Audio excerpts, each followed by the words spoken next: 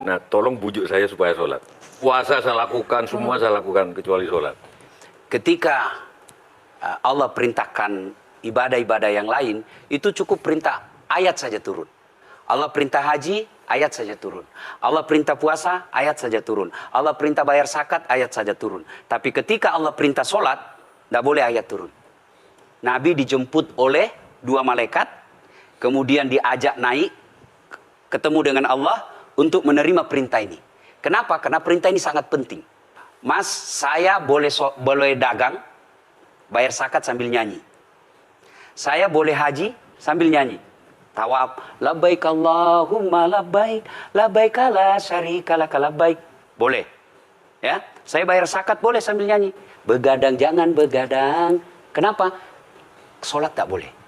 Allahu Akbar. Darah muda, darahnya pada batal salat saya. Kenapa? Inilah puncak penghambaan kepada Allah. Jadi puncak penghambaan kalau saya meraku hamba, salat. Yang paling mulia dalam tubuh kita, kepala. Adik-adik bercanda dipukul pantatmu masih senyum.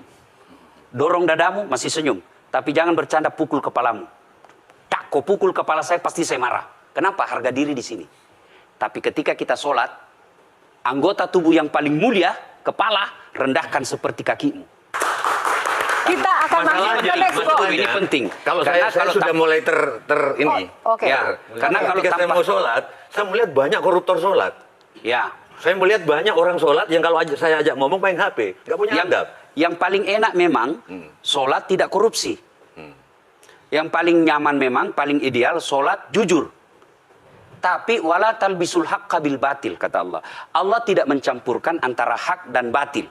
Sholatmu beda, puasamu beda, maksiatmu beda.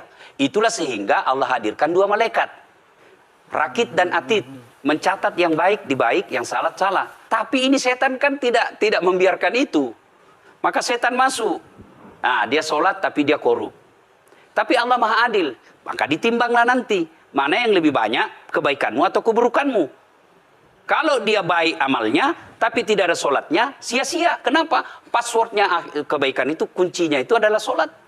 Ustadz, ketika naik haji, naik pesawat. Pesawat itu mungkin dibikin orang yang nggak sholat. Iya, betul. Terus gimana dong? Nah, kursi itu mungkin dibikin orang yang nggak sholat. Iya, betul.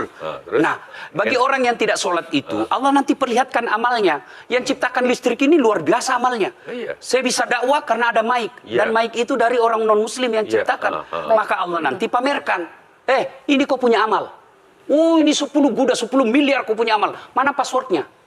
Mana kuncinya? Kuncinya itulah sholat. As-sholatu imanuddin, as-sholatu miftahul jannah. Sholat itu kunci kebaikan, sholat itu tiangnya agama. Sebuah bangunan, dia bisa berdiri tanpa dinding. Sebuah bangunan, dia bisa kokoh tanpa atap. Tapi ketika bangunan tidak punya tiang, pasti tidak kokoh. Tiang itulah dalam agama, sholat. Dia tidak husuk, tidak ada urusan. Allah tidak hitung kamu husuk atau tidak. Kamu datang deh sujud sama saya. Ya. Sudah sholat, idealnya dia bersih. Karena tidak mungkin sholat kalau dia tidak wudhu. Tapi kok ada orang sholat tapi jorok. Buang sampah sembarangan. Itulah keberhasilan setan menggoda kita. Itulah sebabnya kita minta perlindungan kepada Allah. Kenapa ketika melontar 3 jumroh? Orang haji kan melontar 3 jumroh. Satu tiang, 7 batu. Kenapa tidak dikumpul saja itu, satu kali lempar, tak, tak, tak. Kenapa? Kenapa mesti 3 hari dan kenapa mesti 3 titik? Itu pesan moralnya, melawan setan itu perlu napas panjang. Dengar azan, jangan pikir setan, dia tebar itu. Tidak usah kau sholat, nanti kau tua. Anggaplah pergi sholat, setan menyerah, tidak. Buru-buru kamu, buru-buru. Akhirnya apa? Wudhu tidak sempurna. Anggaplah Anda wudhu dengan sempurna, setan menyerah, tidak. Masuk masjid, tidak usah sholat sunnah, tidak usah sholat sunnah.